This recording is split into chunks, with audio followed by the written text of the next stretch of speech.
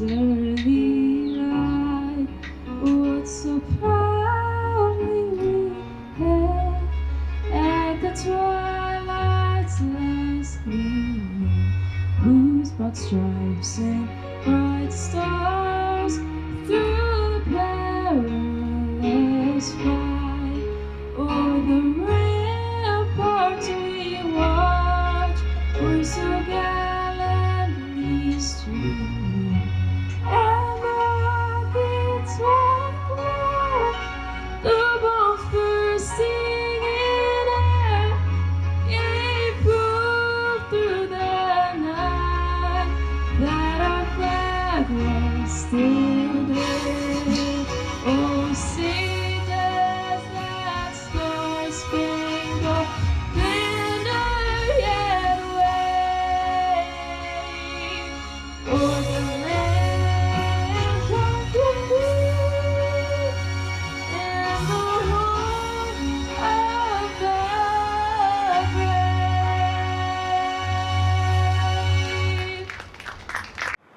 Good afternoon, everyone. You can be seated. Thank you so much. On behalf of the Mesa County Board of Commissioners and the City of Grand Junction, we thank you for joining us as we begin the celebration of America's 250th anniversary and recognize Mesa County's role in this historic milestone. Today, we gather not simply to remember history, but to reflect on the enduring principles that have guided our nation for nearly two and a half centuries. 250 years ago, a remarkable idea was set in motion: the belief that government derives its power from the people, that liberty is a God-given right, and that every generation has a responsibility to preserve those freedoms for the next. That idea was later captured in the opening words of the Constitution, "We the people." Not kings, not rulers, not bureaucracies, the people. These three words have carried our nation through triumphs and trials, prosperity and hardship, war and peace. They remind us that America is not defined by a place, a party, or a moment in time. America is defined by a commitment to self-government and the belief that ordinary citizens can accomplish extraordinary things.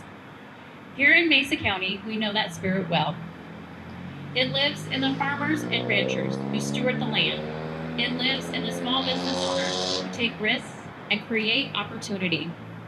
It lives in the veterans who defended our freedoms, the teachers who inspire future generations, the first responders who answer the call, and the families who invest in their hopes and dreams and who invest in this community. As we prepare to hear the words of the Constitution and President Lincoln's Gettysburg Address, let us remember that freedom is not self-sustaining. Every generation is called to learn from the past, appreciate the blessings of the present, and carry forward the responsibility of citizenship. Today is a celebration of where we have been, where we are, and where we hope to go. Thank you for being here, and thank you for helping ensure that the America story continues for generations to come. We, the people of the United States, in order to form a more perfect union, establish justice, ensure domestic tranquility, provide for the common defense, promote the general welfare, and secure the blessings of liberty to ourselves and to our posterities, do ordain and secure this Constitution for the United States of America. The Gettysburg Address by Abraham Lincoln. 77 years ago, our fathers brought forth on this continent a new nation, conceived in liberty and dedicated to the proposition that all men are created equal. Now we are engaged in a great civil war, testing whether that nation, or any nation, so conceived and so dedicated can long endure. We are met on a great battlefield of that war. We have come to dedicate a portion of that field as a final resting place for those who here gave their lives that that nation might live. It is altogether fitting and proper that we should do this. But in a larger sense, we cannot dedicate, we cannot consecrate, we cannot hallow this ground. The brave men, living and dead, who struggled here, have consecrated it, far above our poor power to add or detract. The world will little note nor long remember what we say here, but it can never forget what they did here. It is for us the living, rather, to be dedicated here to the unfinished work which they who fought here have thus far so nobly advanced. It is rather for us to be here, dedicated to the great task remaining before us, that from these honored dead we take increased devotion, to which they gave their last full measure of devotion.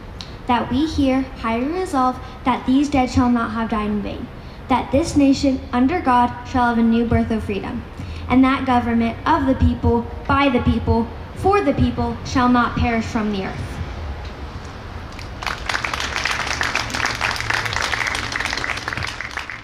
Thank you, Commissioner Daniel. First, want to just recognize what a beautiful day it is. Also want to recognize there are probably those here that don't worship or that don't pray, and there are here that do worship and do pray, and that's the beauty of the United States, the beauty of America, and the protection of our rights. So in that spirit, I'd like to lift up a prayer real quick. God, we're grateful for this beautiful day here in Western Colorado. We're grateful for the rain and the water that we have flowing in the Colorado River right now. We're grateful, most importantly, for the rights that we have as Americans, that's protected by our government, that's given to us by God. We're grateful for that, and we don't take it for granted. We honor the sacrifice of many before us that have established that right. We honor the sacrifice of modern day heroes in service to this country. And we're grateful for this right, and we don't take it for granted. Would you impress that upon our hearts today? In Jesus' name I pray, amen. Well, good afternoon, Mesa County. It's a great honor to serve our community as chair of Mesa County Commissioners. In 2026, Colorado is celebrating the 150th year of statehood. With sequential centennial, if I said that correctly, America 250 and Colorado 150. Colorado was a destination for many during the expansion of the American West, and I'm proud to say my family shared and endured the dream of founding our great state and entered into Colorado in the 1860s, then finally into Mesa County in the 1880s. Our great nation was expanded by the gold rush of the West, the building and the construction of the American Railroad. Then came the American cowboy and the frontiersman, who entered our state and established the frontier town of Denver, Colorado. Colorado is the headwaters of the Colorado River, which runs through Mesa County and carries the lifeblood of water for about 50 million people in the agricultural interests as well. Palisade resident Congressman Wayne Aspinall championed water infrastructure in the West. In the town of Palisade, there is a Wayne Aspinall Memorial, and I can see the words every day as I drive by. In the West, water touches everything. We thank Wayne for his great work and drive on water issues in the West. We have so many stories, and to mention one is not enough. I'm reminded by the unsinkable Molly Brown, who gained international fame after surviving the Titanic. Her and her husband, James J.J. Brown, put the gold mines on the map in Leadville. Molly became a high society philanthropist residing in Colorado.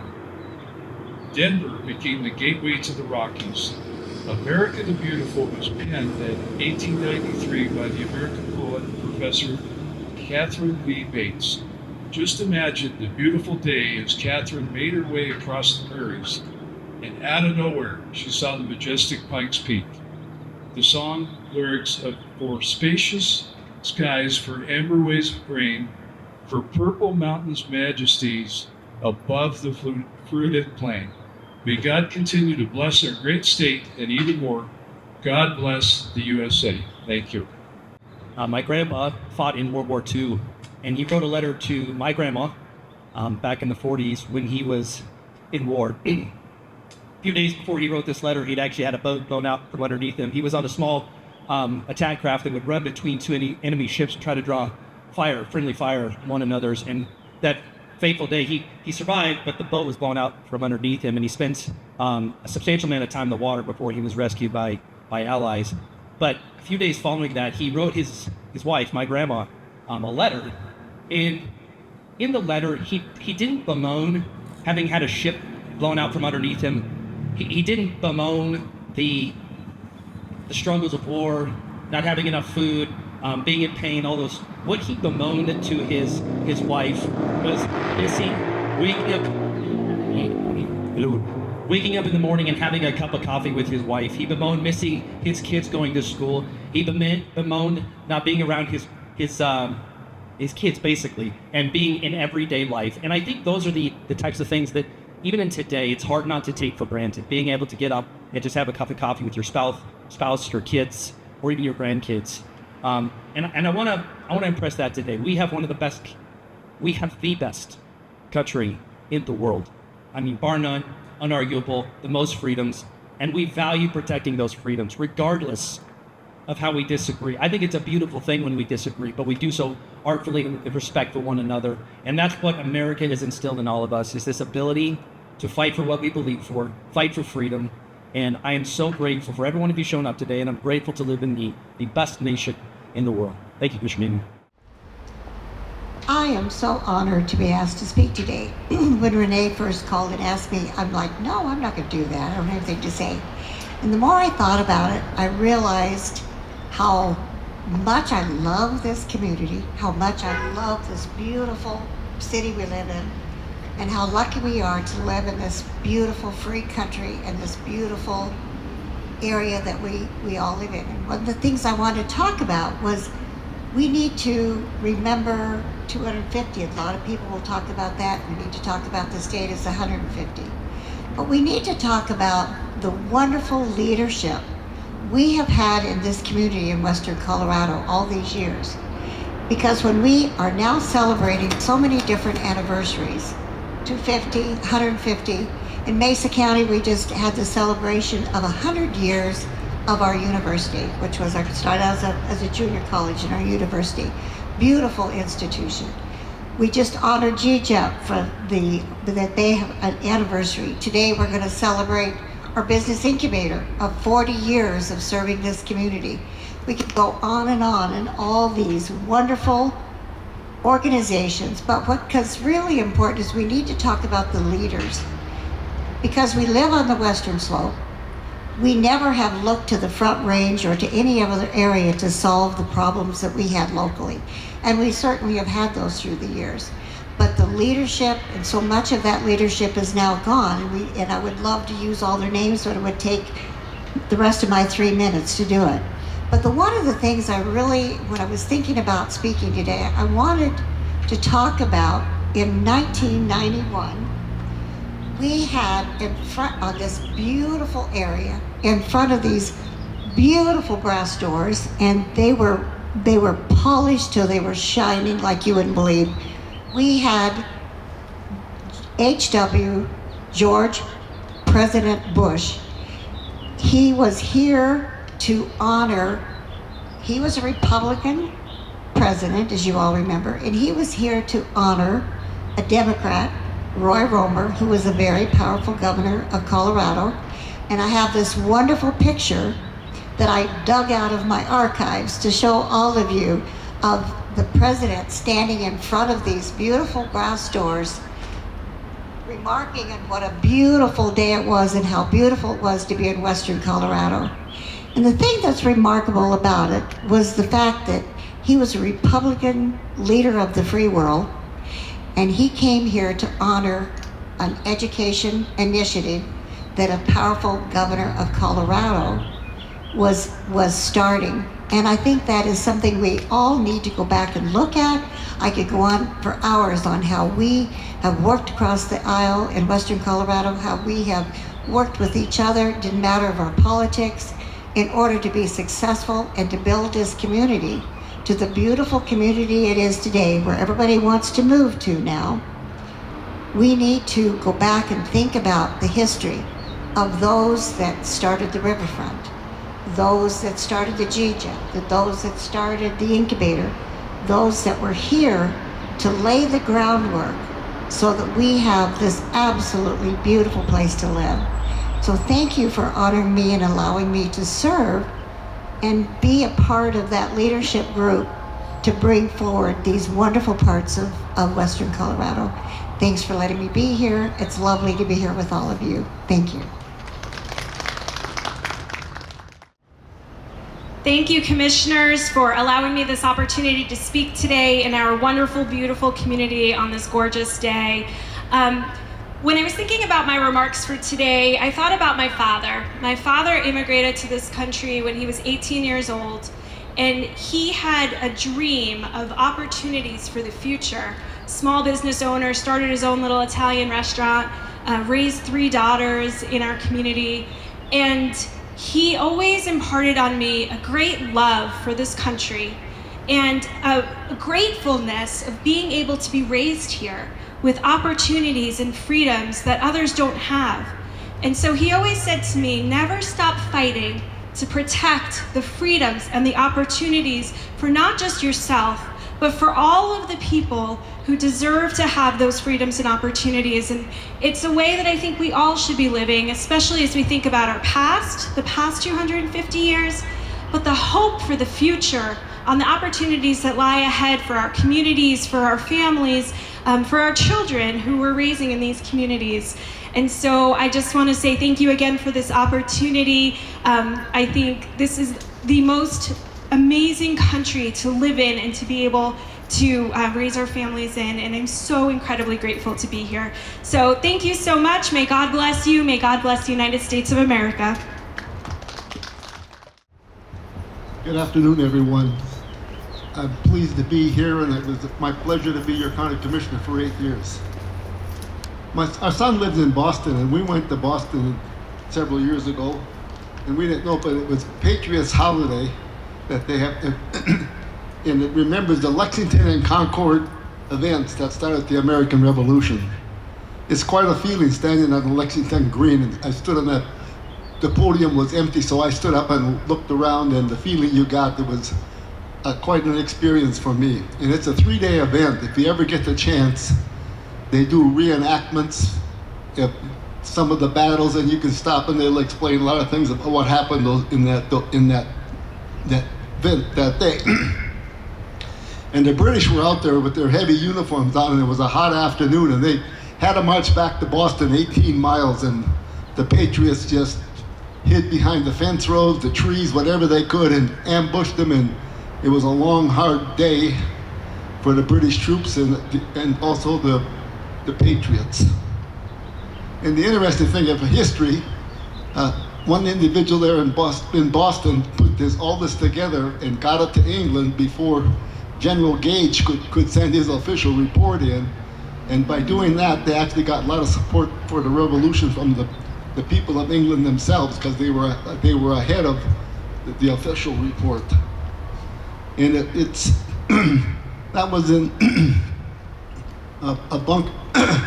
Lexington and Concord was on April 19th, 1775, and then in June they had the Bunker Hill event. And one of the things I learned there was that really helped the American side was that there was a British warship in the bay down there, and they lined up. They were going to take the cannons to them, and they had the wrong size cannonball. Couldn't use it.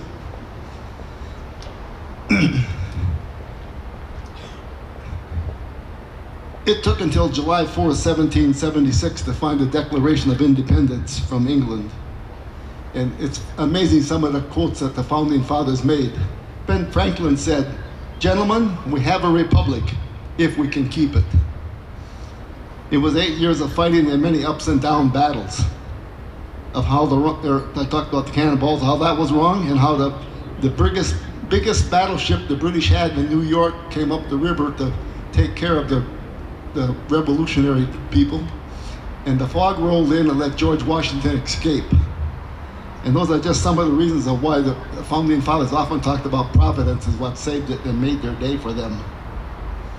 Many of the signers of the Declaration of Independence lost their lives, their properties, and everything they had. And on the 50th anniversary of that signing, which will be 200 years this coming 4th of July, there was only 2 of the Patriots left that signed the Declaration, Jefferson and Adams. And they were both too old to travel, so they couldn't get to go to the events, and John Adams died in the afternoon. His last words were, "And Jefferson lives," but what he didn't know was 50 or 80 miles away, Jefferson had passed away in the morning. And it was very interesting to me that these 2 very prominent patriots died on the same 4th of July 50 years later. And John Adams lived to be 90 years old. I mean, I think about it, 90 in those days, but he lived to be 90, and he was the longest living president until Ronald Reagan outlived him. So that's our history from there, and you can't help but think about everything that went on and how Boston was the hotbed of rebellion for the colonists, and how our world has changed. And I often think of Ben Franklin as, we have a republic if we can keep it. Thank you. Thank you so much. I want to thank the Mesa County Commissioners for organizing this celebration and for inviting the City of Grand Junction to be part of it. We're very glad to be here. The city is proud to share in the celebration with our community as we recognize America's 250th and Colorado's 150th. These anniversaries are a chance to celebrate not only our shared history, but the people and the partnerships that shape Grand Junction today. The city is excited to host several community celebrations this year, including the 4th of July fireworks show at Lincoln Park and a Main Street celebration on July 23rd during Market on Main. On October 10th, Water, Lights, and Night will feature the Grand Junction America 250 Colorado 150 drone show, following the lantern release with hundreds of drones lighting up the sky. We look forward to celebrating these milestones together and honoring the community spirit that makes Grand Junction such a special place to call home. Thank you. Good afternoon. Thank you so much for the invitation to be here. It truly is an honor to be here with so many past leaders in our community, so many present leaders in our community, and dare I say, I think we had some future leaders in our community that were up here. Can we give the two very talented speakers that began today another round of applause to be able to come up and to sing and to be able to recite those two passages was just amazing. So thank you so much. My name is Zebulon Miracle. I am a Grand Junction local, very proud to be born and raised here in Western Colorado in Grand Junction. I sit on the board of History Colorado, which is our state historic society. It's a true honor of mine, one of my favorite things that I get to be a part of. And one of my charges there, one of the things that I really try to do is to make sure that the history of Colorado is told not as the history of I-25, but as the history of Colorado that includes all of us. And so to have that representation from across the state is one of that board's biggest strengths. And we have been working for the last couple of years to work on our sesquicentennial. Just rolls off the tongue after a couple of years. So happy sesquicentennial to you all. Anniversaries are important to us. Anniversaries are just naturally hardwired in our brains as humans. We like round numbers. We like to mark occasions. We like to know how many times we've gone around the sun in between events. It is something that just biologically and culturally, we really enjoy grabbing onto. Anniversaries allow us to reflect on our past, to connect with the present, and give us a reason to be excited about the future and to be inspired for the future. One of the ways that I like to think about anniversaries and how I like to study history is when we talk about 250 years, when we talk about 150 years of Colorado, it can be overwhelming. It can be like a spinning room. There's so much information, so many stories, so many tells, so many lessons to learn. An anniversary gives you a chance to focus for a second. It's like when a dancer is spinning around the room, they can just focus on one part of the room and not get dizzy. And I think anniversaries allow us to do that. And so this celebration on July 4th, the United States 250th anniversary, and on August 1st, our 150th anniversary, gives us that moment to stop the room from spinning for a second and to really focus. And there's so much that we can be excited to focus on. Now, I know it's getting warm. I know how those seats are. A mentor of mine, my favorite historian, one time said, the mind is only engaged as long as the rear end is comfortable, so being the last speaker puts me at a bit of a disadvantage. But I want to take you back really quick to really think about our past. The first American explorers that came into the Grand Valley and wrote about what they saw here had far from the same impression that Catherine Bates had when she wrote America the Beautiful. What I'm going to read to you just very briefly is the first account of the Grand Valley, the first account of this beautiful place that they are at. They said that it was on the hottest hour, the hottest day, they saw a sight that must be described as the abomination of desolation. Utter desolation, sterility, and barrenness were its only features. That this valley was a magnificent but depressing sight. But then they go on, and they talk about the two rivers coming together. We've talked about the water and the importance of it a couple times today. And they came to the conclusion that more precious than mines of silver and gold is the abundance of water. So that moment, 1 year before Colorado statehood in 1875, 7 years before Mesa County would become a county, we were able to transform this desert. We were able to transform this area, and we turned it into something absolutely amazing, absolutely incredible, and something that we can take a lot of pride in. Later, President Taft was the first sitting president to visit the Grand Valley. He actually spoke at Palisade during the Peach Festival. And he said, you look at the country in some places, and it would seem as if it were the most God-forsaken spot there was on earth. But then you progress a mile or two, and you see the influence of water, and it seems a paradise. It is almost like rubbing Aladdin's lamp. And these are the stories. These are the stories of overcoming. These are the stories of changing our environment to suit our needs as far as pulling water out of the rivers. These are the stories of determination. These are the stories of seeing something and seeing not the abomination of desolation, but seeing promise and potential. And this is the story about how a country has been doing that for over 250 years. Our state has been doing that for 150. So for the 250th anniversary, that joint celebration, there are a number of efforts happening on the state level. We mentioned the drone show coming to town. There's special exhibits, both at the state historic museums that are dotted throughout the country. But we're also doing a conscious effort to make sure that our local story is told. The only way that we can properly celebrate the America 250 and Colorado 150 is by capturing as many voices that we can that create the tapestry of who we are today. And so with that, we've been working with communities all across the state. Here in Mesa County, I've been working with a couple of dozen organizations. We have plans for preservation efforts, for publication efforts, new exhibits, special history days. There are a number of things that are going to come together to really help us celebrate who we are and reflect on where we're going and become inspired. One exhibit I did want to call out in particular, though, I did have the opportunity to go and see the Freedom Plane exhibit in History, Colorado. This was ran by the National Archives, and it was a collection of 8 of our founding documents. My favorite document of all of those, and there was an original draft of the Constitution, there was George Washington's loyalty card that he signed at Valley Forge, there was a copy of the Treaty of Paris that made us a country. My favorite of all those, though, was the markup that the U.S. Senate had from September 25th, 1789, to what's now the Bill of Rights. And when you look at that original copy and you see the X's and the notes and the words in the margin, it really humbles you to understand that how we became who we are today is because people came together, there was compromise, there was dialogue, there was conversation. We heard today from the Gettysburg Address, one of the greatest speeches ever written. And in that address, Lincoln really stresses that we need to keep on moving forward. We need to make sure that we increase our devotion to that cause that those soldiers had died for. And when you see that original Bill of Rights, you can see what that cause was, and you can see that effort moving forward on it. We all have a story to share. We all have a history. We all are a part of what makes this community special, what makes this state special, and what makes this nation special.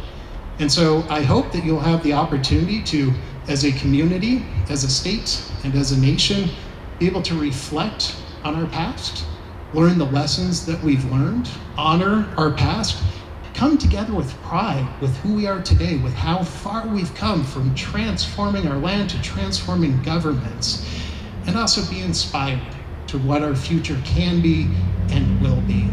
So with that, thank you for helping us form a more perfect union, and above all, happy sesquicentennial.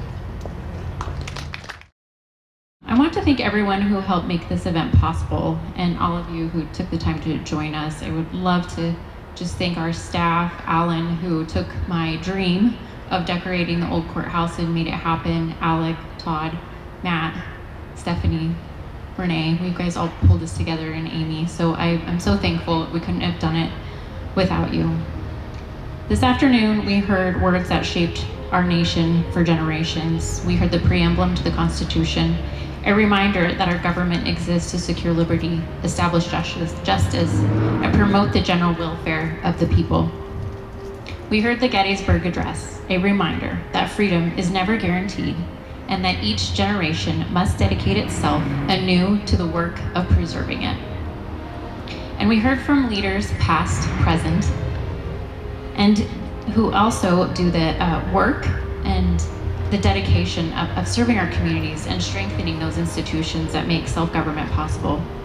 As we approach America's 250th birthday, we are reminded that we are not merely spectators in history, we are participants in it. The story of America is not finished. The next chapter will be written by the choices that we make, the values we uphold, and the examples we set for those to follow. As a mother, I often think about the world we leave for our children. The greatest gift we can pass on to them is not wealth or possessions, but a deep appreciation of freedom, personal responsibility, and the opportunity that comes from living in this remarkable country. For 250 years, Americans have faced challenges, overcome obstacles, and continually renew the promise of liberty. Through it all, the principles that unite us have endured.